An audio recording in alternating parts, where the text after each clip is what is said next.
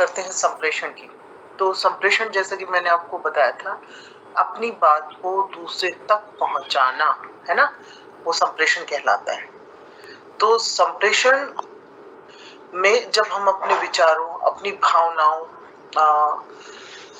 और अपने फीलिंग्स को दूसरे तक पहुंचाते हैं, ये संप्रेषण कहलाता है। और संप्रेषण के जब हम माध्यमों की बात करते हैं, तो ये देखिए हमारे पास संप्रेषण के एक तो परंपरागत माध्यम है ना, जो हमें परंपरा से प्राप्त हुए हैं, ठीक है। तो वो जो प्राचीन थे, जैसे परंपरागत माध्यम कौन से थे हमारे, जो हमारी ग्रामीण संस्कृति की देन है। इन परंपरागत जन माध्यमों में लोकगीत, लोक नृत्य, लोक कथा, लोक नाट्य, कठपुतली, अभिनय, नुक्कड़ नाटक आज भी प्रभावशाली संप्रेषण के माध्यम है। क्योंकि पहले समय में लोग ना उतना शिक्षित नहीं हुआ करते थे, तो उन लोगों को हमें लोकगीतों के माध्यम से, लोक कथाओं के माध्यम से, लोक नाट्यों के माध्यम से, कठपुतली जो अभिनय है उसके माध्यम से हमें उन तक जो भी अपने विचार या सूचनाएं हमें पहुंचानी पड़ती थी। ये कलाएं आज भी ग्रामीण जो क्षेत्र है ना, उसमें अपनी भूमिका निभा रही है। जैसे नशे को लेके, मद्यपान को लेके, निरक्षरता को लेके, अंधविश्वास को लेके और सांप्रदायिक वैमनस्य यानी तो धर्म को लेके जो भेदभाव फैलाया जाता है, जनसंख्या नियंत्रण को लेके, कुपोषण को लेके, अस्वच्छता को लेके, शौचालय को लेके, है ना, दहेज प्रथा, तो इन सभी कुरीतियों के, सामाजिक बुराइयों के विरुद्ध जो है जागृति पैदा करने का काम जो है जन माध्यम बहुत महत्वपूर्ण इनकी भूमिका रही है। सहजता, सुगमता और सुलभता के चलते पारंपरिक माध्यम सामाजिक जागरूकता के सही संवाहक भी हो सकते हैं।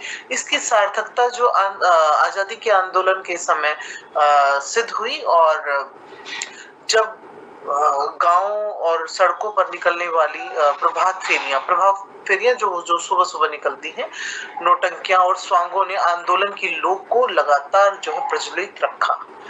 पारंपरिक माध्यमों की प्रमुख विशेषताएं उनकी स्रोत से निकटता, स्थानीयता और विश्वसनीयता है।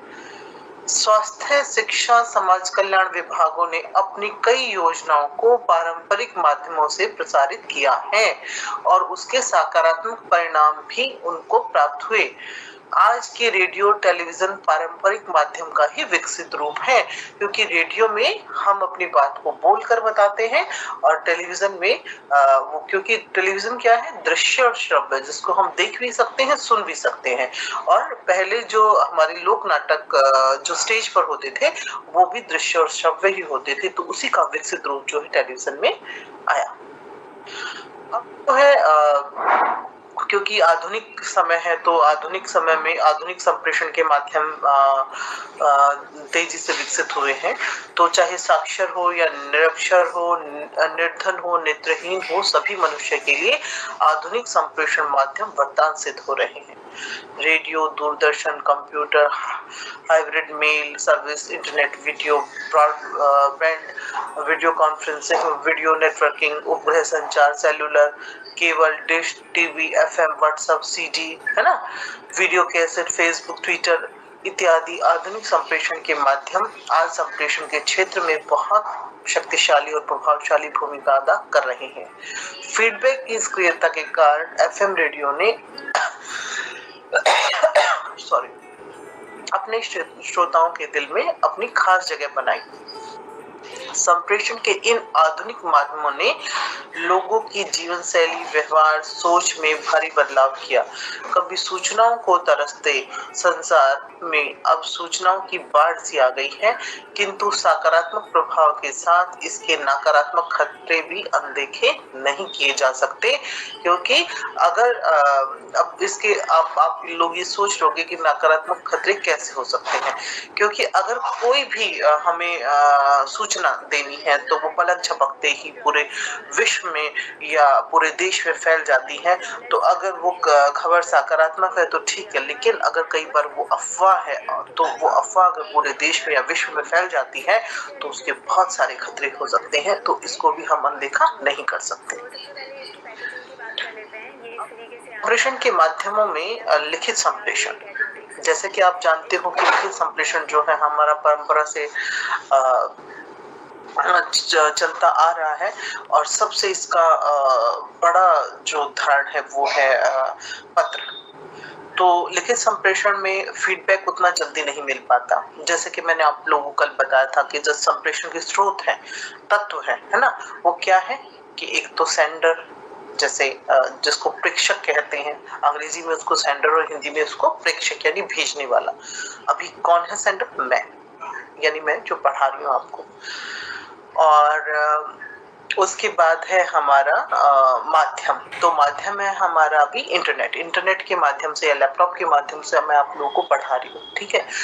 तो फिर है संदेश क्या है? मैं आप लोगों को लिखित संप्रेषण पढ़ा रही हूँ, ये क्या? हमारा संदेश। फिर उसके बाद है रिसीवर यानी प्राप्तकर्ता, वो कौन है? आप लोग।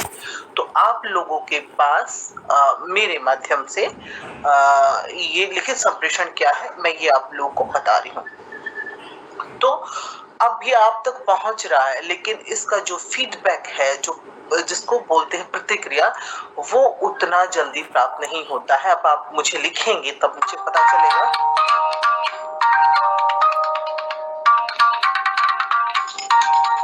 तब मुझे पता चलेगा कि ये जो है आपको समझ आया या नहीं आया, ठीक है।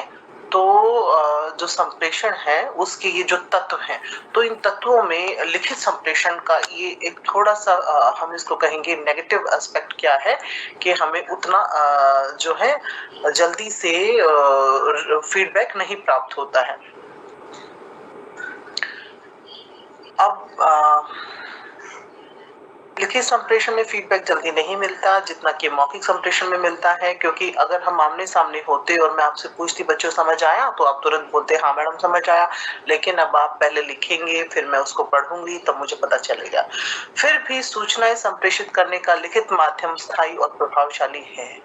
लिखित संप्रेषण ज्ञान और शोध को व्यवस्थित करने में सहायता देता है, क्योंकि जब हम कोई शोध करते हैं तो हम ये देखते हैं कि पहले के लोगों ने किस तरह से इस पर शोध किया है, इस पर क्या क्या काम हुआ है, ये हमें, क्योंकि अगर वो लिखा नहीं होता तो हमें कैसे पता चलता कि क्या क्या काम हो गया है ना। तो किसी भी व्यवस्था में लिखित संप्रेषण अपने आप में बहुत महत्वपूर्ण होता है। किसी भी संस्था के विभिन्न दायित्वों और क्रियाकलापों को सुचारू रूप से संचालन के लिए लिखित संप्रेषण का होना बहुत जरूरी है। ज्ञान विज्ञान और विश्व की सूचनाओं और संदेश जब प्रभावशाली ढंग से लिखकर लक्षित वर्ग तक पहुंचाए जाते हैं तो उसको लिखित संप्रेषण कहते हैं। इस कौशल का विकास व्यक्ति में अभ्यास से धीरे धीरे होता है। कुछ लोग मौखिक संप्रेषण में सिद्धहस्त होते हैं, लेकिन वे अपने विचारों को लेखनीबद्ध करने में असमर्थ होते हैं। लेखन के लिए भाषा पर असीमित अधिकार हो और तर्क युक्त चिंतन का भाव विकसित हुआ हो। समाचार पत्र, पत्रिकाएं, पत्रिकाएं, पुस्तकें और hoardings, sign boards, poster, email, notice, pamphlets आदि लिखित संप्रेषण के उदाहरण हैं। कई बार मौखिक संप्रेषण से बात नहीं बनती तो लिखित संप्रेषण का आश्रय या सहारा लिया जाता है। तो लिखित संप्रेषण के लाभ क्या होते हैं? लिखित संप्रेषण को अधिक स्थायी माना जाता है। लिखित संदेश को स्थायी अभिलेख के रूप में हम सुरक्षित कर सकते हैं। लिखित संप्रेषण में स्तरीय भाषा और स्पष्ट अर्थ वाले शब्दों का प्रयोग किया जाता है। लिखित संप्रेषण में जटिल और लंबे संदेशों का प्रयोग किया जा सकता है, क्योंकि प्राप्तकर्ता इसे पुनः पढ़कर समझ सकता है। नंबर 2, लिखित संप्रेषण के लाभ तो आपने जान लिए, अब इसकी सीमाएं क्या है कि ऐसे क्षेत्र जहां आज भी तकनीकी सुविधाएं सुगमता से उपलब्ध नहीं है, वहां लिखित संप्रेषण महंगा होने के साथ साथ समय भी बहुत ज्यादा लेता है। इसी प्रक्रिया में सूचना संग्रहण करने तैयार करने, टाइप करने और जांचने में काफी समय व्यय होता है। लिखित संप्रेषण की पहुंच शिक्षित लोगों तक है, अशिक्षित लोग इसका उपयोग नहीं कर सकते। लिखित संप्रेषण बहुत औपचारिक और जटिल होता है। इसमें फीडबैक जो है वो तुरंत नहीं मिलता है। तो निसंदेह हम कह सकते हैं कि संप्रेषण के इन माध्यमों में सामाजिकरण की दिशा में अपने विशिष्ट भूमिका का निर्वाह करके सामाजिक परिदृश्य को बदला है। रोजगार, फन, फूड, फैशन से लेके वाणिज्य, व्यापार जगत की सूचनाएं देकर समाज का हित किया है। संप्रेषण के माध्यम मनोरंजन के साथ साथ हमारे देश का विकास भी कर रहे हैं और विकास के संदेश को समाज में देकर समाज का नव निर्माण भी कर रहे हैं। सामाजिक विकास में इनका योगदान जो है वो बहुत महत्वपूर्ण रहा है। मुझे लगता है आप लोगों को ये समझ आ गया होगा कि हमारा लिखित संप्रेषण और मौखिक संप्रेषण क्या है। अब इस पर जो प्रश्न बनते हैं, क्या बनते हैं कि मौखिक संप्रेषण को कितने भागों में बांटा जा सकता है। आपने ऊपर पढ़ा और इसको देखना कि आप इसको कितने भागों में बांट सकते हो। मौखिक संप्रेषण के माध्यमों को भी कितने प्रकारों में बांटा जा सकता है। ये सारे प्रश्न आप इसके उत्तर ऊपर ढूंढना और फिर मुझे अगली क्लास में बताना। संप्रेषण की चुनौतियां क्या है। सूचना का संप्रेषण किसी भी व्यक्ति, समाज और देश के विकास के लिए अत्यंत महत्वपूर्ण माना जाता है। यह व्यक्ति से व्यक्ति के बीच विचारों, भाव, सूचनाओं और अभिमतों को भेजे जाने और प्राप्त करने की प्रक्रिया है। इनका फैलाव सामान्य बातचीत से लेकर बड़े-बड़े कंप्यूटर यंत्र जैसे जटिल वैज्ञानिक उपकरणों तक है। इनका उद्देश्य है कि अधिक से अधिक स्पष्टता के साथ विचारों, भावनाओं, सूचनाओं, अभिमतों को जल्दी से जल्दी दूसरे छोर तक पहुंचाना और इच्छित प्रभाव उत्पन्न करना। इस क्षेत्र में ऐसे अवरोध हैं जिनके कारण उपलब्ध सूचना का सही संप्रेषण नहीं हो पाता। संप्रेषण की इन चुनौतियों को मुख्यतः हम 6 भागों में बांट सकते हैं। एक तो मनोवैज्ञानिक, यांत्रिक, अर्थगत, भौतिक, भाषिक और सांस्कृतिक। एक मनोवैज्ञानिक। प्रत्येक व्यक्ति का आचार, विचार और व्यवहार अलग अलग होता है, इसलिए प्राप्त संदेश की व्याख्या अपने पूर्व अनुभवों के आधार पर व्यक्ति करते हैं। इसलिए लोगों की मनोवृत्ति, अभिमत, मूल्य प्रभावकारी संप्रेषण में बाधा उत्पन्न करता है। अर्थ ग्रहण करने में अर्थ ग्रहणकर्ता का मनोविज्ञान बहुत काम करता है। प्राय कहा जाता है कि हम वही सुनते और देखते हैं जो हम सुनना और देखना चाहते हैं। इसका अर्थ यही है कि हमारा मन अपने अनुकूल अर्थ ग्रहण करता है, क्योंकि हमारे जो पूर्व अनुभव होते हैं, हमारे पूर्वाग्रह होते हैं, जिसको हम इंग्लिश में प्रेजुडियूस बोलते हैं, हम उनके आधार पर ही अर्थ ग्रहण करते हैं। ऐसी स्थितियां प्राय दोनों पक्षों की मनोवैज्ञानिक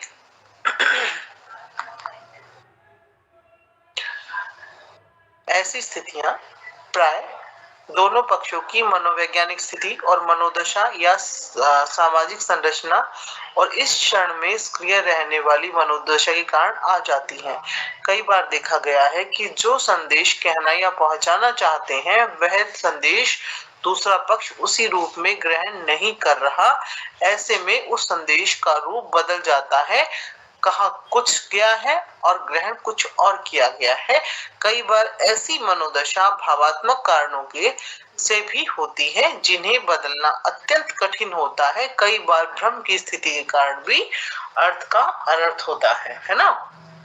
कई बार हमें भ्रम होता है, जैसे क्या रहता है कि मान लो मैंने टेलीफोन पे या मोबाइल पे कुछ कहा और उस समय आपको वो आवाज धीरे आई या उस समय कनेक्शन कट गया और मैं मान लो कोई एक ऐसा शब्द जो आधा कहा गया और आधा नहीं कहा गया और आप कुछ और ले ले, तो इसमें अर्थ का अनर्थ हो जाता है। ये मैंने अपना उदाहरण दिया है, ये आपके साथ होता होगा जब आप किसी न किसी से बात कर रहे होते होंगे, है ना।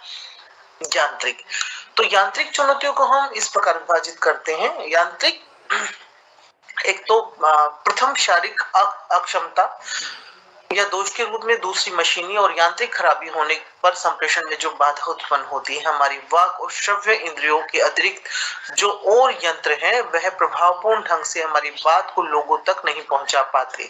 कई बार आवाज साफ नहीं आती, उच्चारण सही नहीं आ पाता, कुछ दबे हुए शब्द निकलना, हकलाहट के साथ, उतलाहट के साथ जैसे कारण भी हम यांत्रिक चुनौतियों के अंतर्गत देखते हैं। लेकिन इन अवयवों के अलावा बाह्य उपकरणों अथवा यंत्रों की खराबी भी हो सकती है। कुछ यंत्रों के प्रभाव से हमारी आवाज, टोन, स्वर, लहजा बदल जाता है। ऐसे में भी अर्थ का अनर्थ हो जाता है। इंटरनेट का काम करते हुए नेटवर्क का चले जाना, फोन पर बात करते हुए लाइन का कट जाना, बिजली चली जाना इत्यादि बाधाएं किसके अंतर्गत आती है? यांत्रिक, है ना। जो यांत्रिक माने जो यंत्रों से संचालित होती है, जिससे प्रभावी संप्रेषण में बाधाएं उत्पन्न होती हैं। वर्तमान युग क्या है? इलेक्ट्रॉनिक संचार क्रांति का युग है। आज सूचना प्राप्त करने में गैजेट्स का उपयोग अधिक किया जाने लगा है। कई बार इन गैजेट्स की तकनीकी खराबी आ जाने से संप्रेषण प्रक्रिया पर प्रतिकूल असर पड़ता है। प्रतिकूल माने जो ऑपोजिट। मौसम खराब होने पर, यह विद्युत सर्किट में खराबी आने पर सूचनाएं प्राप्ति और संप्रेषण में बाधाएं उत्पन्न होती हैं। अब जैसे मैं आप लोगों को पढ़ा रही हूँ और इस समय मान लो बिजली चली जाए, जैसे मेरा वाईफाई से कनेक्ट है, ठीक है, तो हमारा जो ये अभी आप लोगों के साथ कनेक्शन चल रहा है ये टूट जाएगा, ये नेटवर्क हमारा टूट जाएगा। तो ये सब क्या है? यांत्रिक यांत्रिक चुनौतियां हमारे सामने। और तीसरा आता है हमारा अर्थगत। यदि संदेश अस्पष्ट है व असंगत है या फिर श्रोताओं के नैतिक मूल्यों के अनुरूप नहीं है तो भी प्रभावी संप्रेषण में बाधा उपस्थित होगी। संप्रेषण में अर्थ की भूमिका महत्वपूर्ण होती है। अर्थ की सामान्य स्वीकृति के बिना प्रेषक प्रेषक यानी कौन? भेजने वाला, स्रोत तथा ग्रहणकर्ता यानी रिसीवर के बीच संप्रेषण असंभव है। वाक प्रतीक का भ्रष्ट संप्रेषण संदेश को बाधित करता है। अर्थ के ग्रहण करने के बिना सफल संप्रेषण नहीं हो सकता, क्योंकि अगर मैं आपको कुछ संदेश दे रही हूँ और वो आपको समझ ही नहीं आया तो संप्रेषण सफल नहीं कहा जाएगा। अर्थों में परिवर्तन होता रहता है। इस परिवर्तन के लिए ऐतिहासिक, सामाजिक घटनाएं, भौगोलिक, सांस्कृतिक प्रवेश आदि सभी बातों के अतिरिक्त समाज के लोगों की मनस्थिति, बौद्धिक मानसिक धरातल में अंतर, आयु में अंतर, ऐसी अनेक बातें उत्तरदायी होती हैं। अलग अलग भाषाओं में कुछ शब्दों के अर्थ अलग अलग हो सकते हैं। जरूरी नहीं कि हमारे समाज में जिस शब्द का जो अर्थ हो दूसरे समाज में उस शब्द का वही अर्थ हो, क्योंकि भाषा का प्रभाव अलग अलग क्षेत्रों में रहता है। आती है चौथा, भौतिक। इसके अंतर्गत वक्ता और संदेश ग्रहण करने वाले श्रोता ग्रहणकर्ता के बीच की भौतिक दूरी से लेके समय अंतराल को ले सकते हैं। हमारी ओर से प्रेषित क्षण संदेश संप्रेषण में किस तरह बाधा उत्पन्न करता है हम यह जान सकते हैं। दूर खड़ा व्यक्ति पास खड़े व्यक्ति की अपेक्षा कम सुन सकता है ना, कम सुन पाएगा। क्यों? क्योंकि जो दूर खड़ा व्यक्ति है उसको उतनी आवाज साफ नहीं जाएगी, और जैसे पास हम लोग खड़े हैं तो हमारी जो आवाज है वो बहुत अच्छे से एक दूसरे तक पहुंच जाएगी। यह बात बड़ी सामान्य सी है। स्पष्टता के अभाव में इनसे संचार में बाधा उत्पन्न होती है। सामान्यतः देखा गया है कि पुस्तकों और आवश्यक दस्तावेजों के प्रकाशन के समय प्रकाशक काफी समय लगा देता है। जब यह सामग्री विलंब से पाठक के पास पहुंचती है तो महत्वहीन हो जाती है। आर्थिक और वित्तीय सीमाएं भी सूचना के संप्रेषण में बाधा उत्पन्न करती हैं। आप लोग को ये समझ आ गया होगा कि जब दूरी रहती है, दूरी के कारण या फिर चीज, जैसे मान लो किसी को कोई पुस्तक चाहिए और आप लोग के एग्जाम आने वाले हैं और आपने कुछ ऑर्डर किया था और वो समय पे नहीं पहुंच पाई और आपका एग्जाम हो गया और उसके बाद वो पुस्तक आपको प्राप्त होती है, तो वो आपके लिए महत्वहीन हो जाएगी। तो इसीलिए जो आर्थिक और वित्तीय सीमाएं भी सूचना संप्रेषण में बाधा उत्पन्न करती हैं। तो ये जो भौतिक है ना, तो ये जो डिस्टेंस का रहा ये भौतिक कहलाएगा। आर्थिक यानी जो पैसे को लेके तंगी या उस वजह से भी कई बार जो है जो हमारे काम है वो विलंब से होते हैं। तो बहुत सारी चीजें रहती हैं जिनके कारण जो है बाधाएं आती हैं। भाषिक सूचना के संप्रेषण में सबसे प्रमुख जो है वो क्या रहता है? भाषा। क्योंकि विभिन्न देशों से सूचनाएं अलग अलग भाषाओं में प्राप्त होती है। जैसे कि मैंने बताया कि हर देश की भाषा अलग होती है। जरूरी नहीं कि हमारे यहाँ जिस शब्द का अर्थ जो हम लेते हैं वही अर्थ दूसरे देश में भी हो, है ना। तो चूंकि कोई एक व्यक्ति सभी भाषाओं का ज्ञाता नहीं होता है, अतः संप्रेषण प्रक्रिया में भाषा बहुत बड़ी बाधा सिद्ध होती है। कंप्यूटर से भाषा का मशीनी अनुवाद ठीक ठीक ना होने के कारण ज्ञान विज्ञान के इस क्षेत्र का सही ज्ञान प्राप्त करना कठिन हो जाता है। भाषा से जुड़े कई पक्ष हो सकते हैं, जैसे भाषा की भिन्नता यानी अलग अलग भाषा का होना, वक्ता और श्रोताओं द्वारा प्रयुक्त एक ही भाषा होने पर भी दोनों के द्वारा अपनाए जाने वाले वाक्य विन्यास की भिन्नता, यानी हम वाक्य को किस तरह से कहते हैं ये भी बहुत महत्व रखता है। यानी कहाँ पे हमने कॉमा लगाया, कहाँ पे हमने हालत लगाया, कहाँ पे हमने विराम लिया, उससे भी अर्थ जो है अलग हो जाता है। जैसे रुक जाओ, मत जाओ, ठीक है। तो इसमें कहाँ पर हमने बलाघात लगाया, कहाँ पर जो है हमने अनुस्वार लगाया, ये चीजें इसको खैर कभी मैं बहुत डिटेल से आपको समझाऊंगी कि अभी मुझे इस पर ये आपका पूरा करना है, तो पहले इसको करते हैं। अलग अलग भाषा भाषी लोगों के बीच भाषिक अंतर के कारण भी संप्रेषण में कठिनाई आती है। ज्ञान विज्ञान की कई ऐसी सूचनाएं होती हैं जिनमें तकनीक और विषय विशेष के पारिभाषिक शब्दों का इस्तेमाल किया जाता है। भाषा का भव्य भवन निर्मित होता है शब्दों और वाक्यों से। वाक्य रचना में स्पष्टता, अर्थबोधता और भाषा का प्रभाव रहना चाहिए। निर्जीव गाइस, अगर आपको वीडियो अच्छी लगे तो लाइक और शेयर सब्सक्राइब जरूर करना और मुझे कमेंट करके बताना कि मैं ऐसी वीडियो रोज डालूं या नहीं। ठीक है गाइस। वो निर्थक शब्दों से हमें बचना चाहिए। व्याकरण की दृष्टि से शुद्धता का ध्यान रखना चाहिए। वाक्यों में एक ही वाक्यों में एक ही भावधारा और भावों की श्रृंखला और विचारों की परंपरा चलनी चाहिए। यानी अगर मान लो हम कोई बात कर रहे हैं तो एक टॉपिक है, मान लो हमें कॉलेज में कुछ फंक्शन करना है तो हम उस फंक्शन से रिलेटेड ही वो बात कर रहे हैं कि क्या बजट रहेगा, कितने लोग आएंगे, स्टेज पर क्या क्या रहेगा। और ये तो एक तरह की बात हुई। अगर मान लो इसके बीच में अब गए कि वो खेल का प्रोग्राम भी तो है, उसमें क्या रहेगा, तो ये क्या हुआ कि हमने जो है उसको भटका दिया। जो हमारा चिंतन उस समय चल रहा था, तो एक जो हम अपना उद्देश्य बना के चले थे उससे भटक गए हैं। तो हमारा जो भावधारा है, ठीक है, वो एक ही चलनी चाहिए, तभी जो है सफल संप्रेषण होता है। सूचना की भाषा स्पष्ट और मानक भी होनी चाहिए। भाषा का मूल रूप मिथकीय होता है जो लगातार संस्कार के माध्यम से विभिन्न रूप धारण करता है। सफल संप्रेषण के लिए उस भाषा का सांस्कृतिक सामाजिक परिवेश दोनों पक्षों के लिए जाना पहचाना होना चाहिए। भिन्न परिवेश के लोग परस्पर संचरण में निश्चित रूप से असुविधा अनुभव करते हैं। आज हमें विज्ञान और प्रौद्योगिकी क्षेत्र में नए नए शब्द जो है पढ़ने को और सुनने को मिलते हैं। इन शब्दों का प्रयोग किन संदर्भों में किया जाता है, इसका ज्ञान भी हमें होना चाहिए या आवश्यक है। फिर है उसके बाद सांस्कृतिक।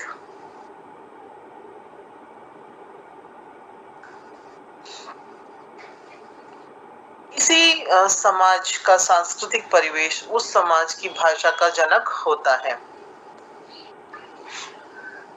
और संस्कृति समाज और भाषा का गहन एवं आंतरिक संबंध है। भाषा अपने प्रभा काल में सांस्कृतिक और सामाजिक संवेदनाओं से संबंधित रहती है।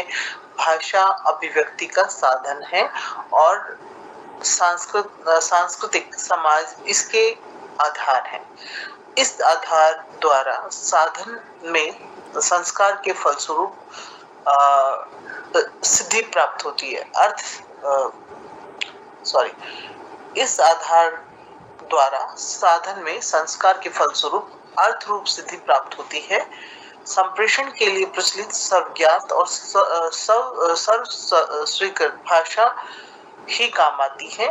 संदेश प्रेषक के शब्दों और प्रतीकों को अर्थ बहुज्ञात यानी प्रचलित हो, उन शब्दों चिन्हों संकेतों और प्रतीकों का अर्थ प्राप्तकर्ता के लिए भी वही हो जो उनके लिए समाज संस्कृति ज्ञान विज्ञान और साहित्य कला संगीत आदि क्षेत्रों से निर्धारित है। सूचना संप्रेषण में मुख्य बाधाएं जैसे भाषा, समय, आर्थिक विपन्नता, प्रशिक्षित लोगों का अभाव, संप्रेषक और प्रापक की उम्र में अंतर, शिक्षा में अंतर, वैचारिक मतभेद हो, सांस्कृतिक और भौगोलिक अंतर हो तो भी संदेश संप्रेषण में बाधा आती है। सूचना संप्रेषण में मुख्य बाधाएं अब आपने जानी। एक तो भाषा, जैसे भाषा के कारण एक दूसरे की बात को समझ नहीं पाना, फिर समय के बाद समय पे ना पहुंचना, है ना, और आर्थिक विपन्नता, कई बार हमें पैसे के कारण भी बहुत सारी दिक्कतें या जैसे मैंने बताया था कि कोई अगर किताब आप लोगों की छपनी है या कोई भी पत्र आप व्यवहार कर रहे हैं और किसी भी अर्थ के कारण यानी पैसे कारण जो है आप नहीं उसको भेज पा रहे तो भी, और प्रशिक्षित जो हमारे ट्रेनर यानी प्रशिक्षित लोग हैं उनका अभाव होना, संप्रेषक और प्राप्त की उम्र में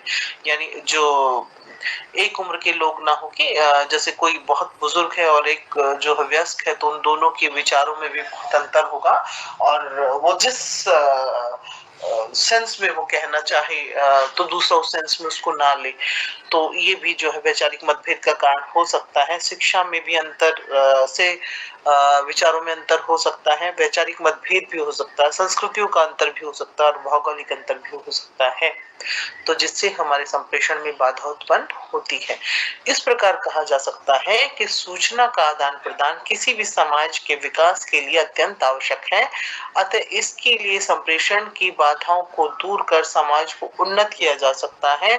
निसंदेह संप्रेषण ने सामाजिकरण की दिशा में अपनी विशिष्ट भूमिका का निर्वाह करके सामाजिक परिदृश्य को बदला है। नई सूचनाओं से व्यक्ति और समाज की मानसिक क्षमता का विकास किया है। उनकी कामनाओं को स्वस्थ रूप देकर अभिरुचियों को समाज हित में निर्मित करके संप्रेषण ने जागृत जनमत तैयार कर समाज के लिए उसको उपयोगी बनाया है। संप्रेषण के माध्यम से मनोरंजन के साथ साथ विकास के लिए संदेश देकर समाज का नव निर्माण भी किया है। सामाजिक विकास में संप्रेषण का योगदान अत्यंत महत्वपूर्ण है। ग्लोबलाइजेशन के इस दौर में ऑनलाइन सूचना देने और लेने का सबसे बड़ा माध्यम जो है वो सोशल मीडिया बना हुआ है। सोशल मीडिया के जरिए संप्रेषण मौजूदा दौर में बड़ी आवश्यकता है। साइबर तकनीक ने एक आम आदमी को अपनी बात पूरी दुनिया में कुछ क्षणों में पहुंचाने की ताकत देती है। जैसे कि आप लोग जानते हो अभी ट्विटर है, फेसबुक है, मैसेंजर है और ब्लॉग भी अपनी बात को दूसरे तक पहुंचाना एक बड़ा सशक्त माध्यम के रूप में उभरा है। अब आप इन प्रश्नों को देख सकते हो, है ना। प्रश्न हमारे बनते हैं, सूचना का संप्रेषण किसके विकास के लिए अति महत्वपूर्ण है, स्पष्ट कीजिए। मैंने जो अभी पढ़ा है तो किसके विकास के लिए महत्वपूर्ण है, समाज के लिए। संप्रेषण की चुनौतियों को मुख्य रूप से कितनी श्रेणियों में बांटा जा सकता है, अब मैंने अभी ऊपर आपको पढ़ा है 6 श्रेणियों में, है ना। छोटे प्रश्न बनते हैं, संप्रेषण क्या है, स्पष्ट कीजिए। संप्रेषण के प्रमुख प्रकार कौन से हैं स्पष्ट कीजिए। अभी मैंने ऊपर कौन सा कराया आप लोगों को, मौखिक और लिखित, ये प्रकार है ना, यांत्रिक भी है। मौखिक संप्रेषण से क्या अभिप्राय है, लिखित संप्रेषण से क्या तात्पर्य है, संप्रेषण के परंपरागत माध्यम कौन से हैं, विश्लेषण कीजिए। संप्रेषण के आधुनिक प्रकार कौन से हैं, संप्रेषण के आधुनिक माध्यमों और परंपरागत माध्यमों की विशेषताएं लिखो। भाषा और संप्रेषण एक दूसरे के पूरक हैं, स्पष्ट कीजिए। जनसंचार माध्यमों में संप्रेषण की भूमिका को स्पष्ट कीजिए। ये सारे प्रश्न जो हैं ऊपर के उत्तर आपको मिल जाएंगे। मैंने आपको तत्व भी करा था। अच्छा, संप्रेषण का महत्व करा देती हूँ मैं आपको। संप्रेषण का महत्व क्या है, संप्रेषण और उसके तत्वों से अवगत होने के बाद हम पाते हैं कि मानव जीवन में संप्रेषण का महत्व अत्यधिक है। न केवल शिक्षा के लिए बल्कि उद्यम के क्षेत्र में, यानी उद्योग के क्षेत्र में भी, उद्यम के क्षेत्र में बल्कि सामाजिक जीवन में भी संप्रेषण का बहुत महत्व है। जैसे नंबर 1, समाज के सहयोग एवं विकास, समाज में सहयोग एवं विश्वास के विकास हेतु संप्रेषण के द्वारा समाज में परस्पर सहयोग, विश्वास विकसित होता है और सामाजिक जीवन की आधारशिला है संप्रेषण। प्रभावी संप्रेषण के द्वारा शिक्षक अपने छात्रों में और किसी संगठन के सदस्यों के परस्पर सहयोग और विश्वास का विकास होता है। अगर किसी का संप्रेषण अच्छा नहीं है, उसका प्रभाव अच्छा नहीं है, तो उसका जो संबंध है वो भी उतना सशक्त नहीं बन पाएगा। क्योंकि हमें अपना जो संबंध है छात्रों के साथ सशक्त बनाने के लिए हमें अपने जो संप्रेषण है उसको भी प्रभावशाली बनाना पड़ेगा। निर्णय लेने और योजना बनाने के लिए संप्रेषण का महत्व इस बात को भी उजागर करता है कि संप्रेषण निर्णय लेने और योजना बनाने में भी मदद करता है। यदि किसी समूह संगठन में स्वस्थ संप्रेषण का अभाव होगा तो उसके सदस्य जो है वो उचित निर्णय नहीं ले पाएंगे और अपने कार्य कारण संबंधी निर्णय लेने में गलती करेंगे। अतः किसी भी महत्वपूर्ण बात पर निर्णय लेने और उस पर योजना बनाने के लिए समुचित संप्रेषण आवश्यक है। नंबर 3,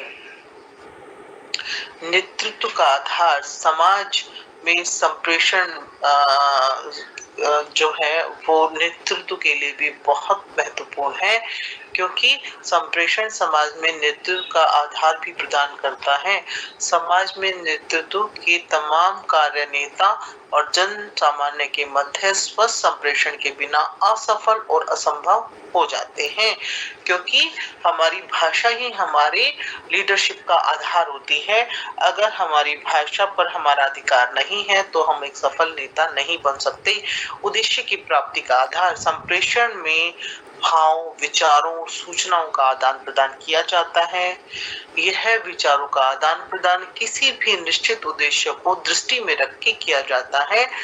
इससे उद्देश्य स्पष्ट हो जाते हैं और जब उद्देश्य स्पष्ट हो जाते हैं तो उन्हें प्राप्त करना भी आसान हो जाता है।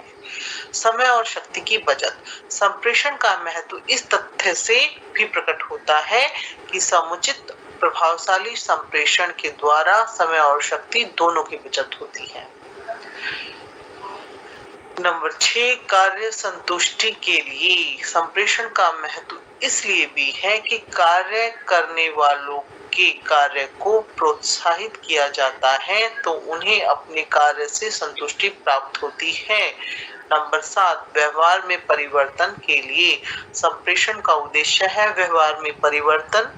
संप्रेषण प्रक्रिया में संप्रेषक द्वारा संप्रेषित तक जो भी तथ्य या सूचनाएं संप्रेषित किए जाते हैं उनके फलस्वरूप संप्रेषी के व्यवहार में परिवर्तन होता है। यदि ऐसा नहीं होता है तो संप्रेषण अपने उद्देश्य में असफल होकर व्यर्थ सिद्ध होता है। अब है संप्रेषण की विशेषताएं, लेकिन मैं आपको माध्यम कराना चाहती हूँ। अभी मुझे लगता है आप लोगों को समझ आ गया होगा। एक मिनट, आपके कोई प्रश्न तो नहीं आए, एक बार ये देख लेती हूँ।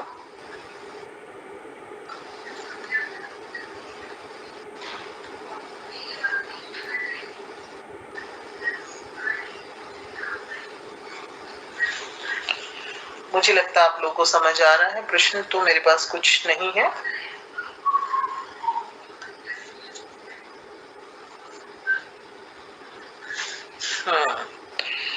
ठीक है, आया तो है।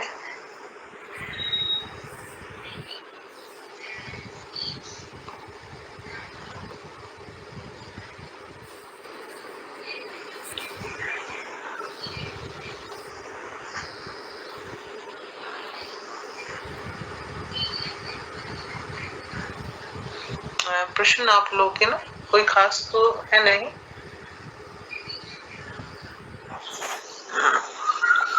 मैं देख रही हूँ ये तो बच्चों ने, आप लोगों ने बस क्लास स्टार्ट हुई नहीं हुई है ना, यही सब जो है दिया हुआ है।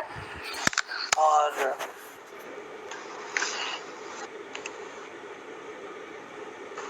मैम ये कौन सा पीडीएफ है जो आप पढ़ा रहे हैं? बच्चे ये पीडीएफ मैंने साइट से ही लिया है, हमारी एसओएल की साइट पे है ये पीडीएफ, यहीं से लिया है। ठीक है, आप लोग भी इसको डाउनलोड कर सकते हो। मैम बुक मिल गई हमें लाकर, उसमें सिलेबस है जो आप पढ़ा रहे। हाँ, ये मैं आपके सिलेबस से ही पढ़ा रही हूँ, और ये हमें बुक में ये एसओएल का ही मटेरियल है जिससे मैं पढ़ा रही हूँ। ठीक है बच्चे, ये एसओएल का ही, सभी बच्चे एक ही प्रश्न कर रहे हैं कि आप मैडम कहाँ से पढ़ा रहे हो, तो ये सारा एसओएल का ही मटेरियल है जिससे मैं पढ़ा रही हूँ। और अभी तो मिल भी रहा है, आप लोग जाके ले सकते हो नॉर्थ कैंपस से, जो भी आपका आपके आसपास सेंटर है उससे आप कोऑर्डिनेट कर लेना एसओएल में। अच्छा मैम, जो आप पढ़ा रहे हैं हमें अच्छे से समझ आता है। चलिए थैंक यू, आप लोगों को समझ आ रहा है कि कौन सा यूनिट है। आप ऊपर देखिए ना, इसमें आप पेज नंबर भी देख लिया कीजिए जब मैं पढ़ाती हूँ कि मैं कौन से पेज से पढ़ा रही हूँ। एक्चुअली जो हमें दिया गया होता है कि ये पढ़ाना है, मैं उस वही पढ़ा रही हूँ।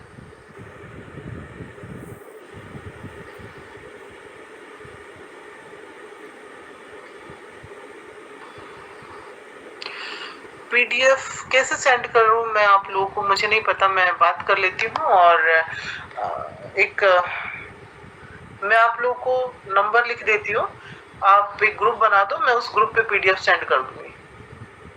तनु कहाँ लिखते हैं? आपने तो बहुत सारे प्रश्न लिखे हुए हैं।